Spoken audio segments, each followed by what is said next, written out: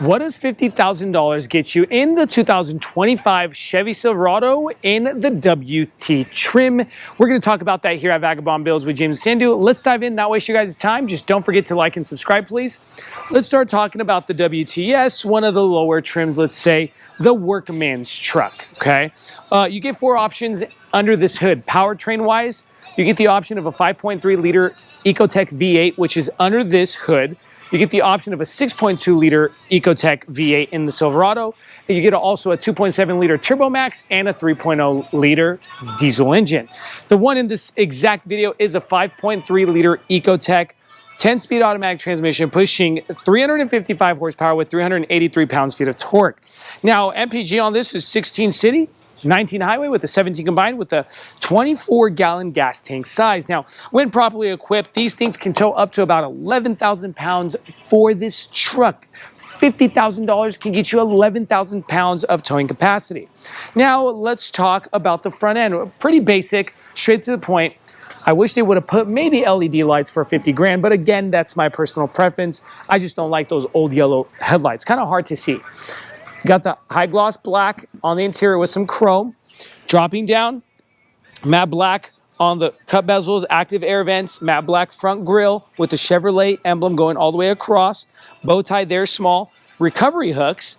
All right, and now that we're talking about recovery hooks, I just remembered to tell you guys that you also have an option of getting a 2-wheel drive and a 4-wheel drive.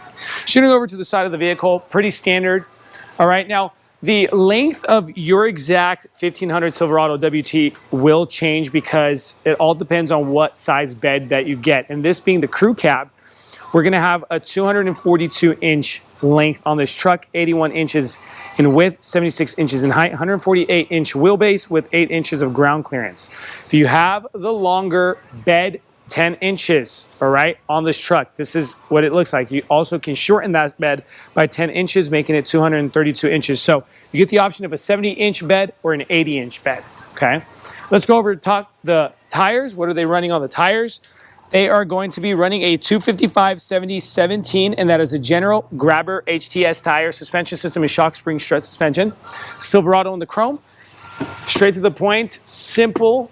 Side mirror with no blind spot assist, no tech on this. No keyless fob entry, again, basic. Matte black plastic trim around the windows. Coming over to the bed area, we have a capless gas tank lid area. 4x4, letting you know that this is a 4x4. Over to the rear end, halogen tail lights, Chevrolet going across that tailgate. Up top, one backup camera right there near the handle. And this is the way you're going to open up. Pretty simple, straight to the point. Dropping down, we got the Roseville Chevrolet license plate, and that's where we're at right now. We'd like to give them a shout out and a thanks for providing us this beautiful Chevrolet Silverado for this walk around review. Guys, I'm not trying to sell you guys anything, but if you do have a look into the Chevrolet markets and you need something, they got a great team. Shoot over to their store and they'll help you guys out with what you guys need. Silverado in the chrome on the left. Bumper comes in the matte black plastic, also with no paint on that bumper. It's primered black. Trailer hitch system. We got the plugs for that trailer hitch system, and this is your spare tire drop. Dropping down, full-size spare tire under there, okay? Let's go ahead and shoot over to the bed area. Got the plastic paneling on the tailgate alone with some cup holders, but no spray-on bed liner here in the bed. So pretty simple. We just got some tie-down hooks in the corner, 3, 3, 3, and 3. And no electric rear glass. But up top, we do got those LED lights up there, okay? Now that we're done showing you guys the exterior of this WT trim, remember guys, this is the lower workman's truck. You have way higher trims that get bells and whistles, but you're going to be paying a pretty penny for those.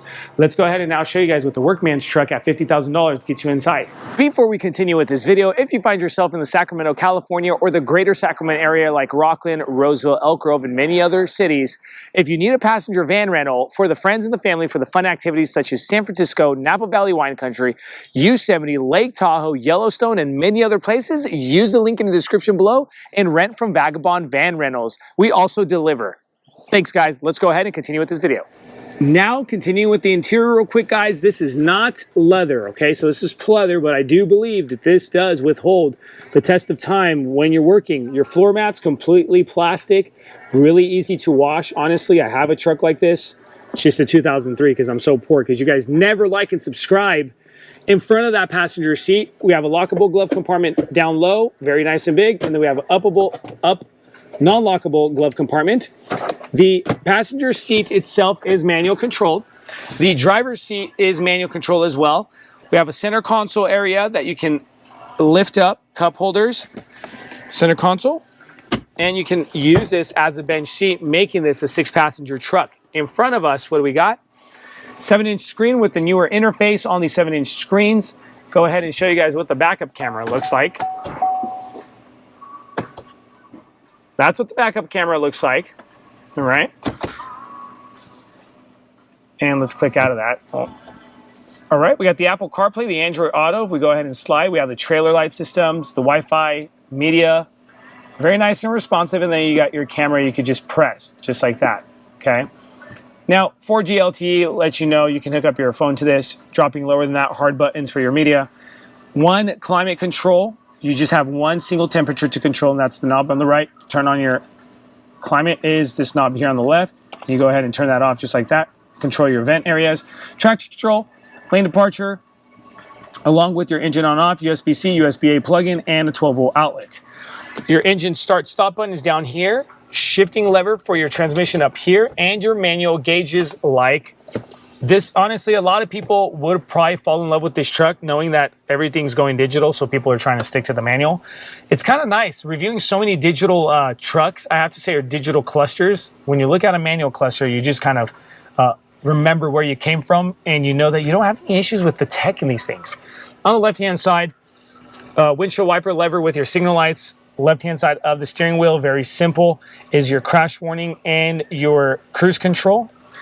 On the left-hand side of the steering column, on the dashboard, 4-wheel drive system, as well as your bed light and your lighting system. Parking brake button down here.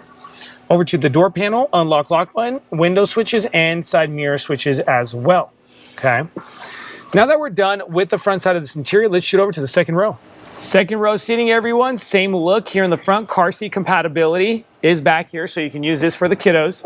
60% are on the driver's side, 40% are on the passenger. You got your tire situation and a lot of room for all those tools and boxes, okay? So sometimes you'll have a little cubby room here with a little shelf or a split, but here you don't have that because it's the lower trim. Pushing those down. Remember, I'm about 6 feet 2 inches. If you've been watching our videos at Vagabond Builds with James and Sandu, legroom is there for this crew cab, and head clearance is completely there, okay? More than enough. These seats are pretty plush and comfortable, all right? Actually really soft for a truck. Not upright on the back rest, so it does kind of give you some angle back here. On the door panels, simple, look like the front ones here in the back. And in front, we just have some air vents back here, nothing else. I wish they would have probably put in some USB-C or USB-A plugins. But now, guys, as we like to do here at Vagabond Builds, we like to drop those MSRP stickers. So this MSRP sticker, here it goes. It's coming in at $50,000 and some change. Take a look at it. Hopefully this helps you guys out, and check out our other videos with regards to different trim comparisons and also comparisons to different size trucks like the Colorado. Thank you so much. Keep watching. God bless you.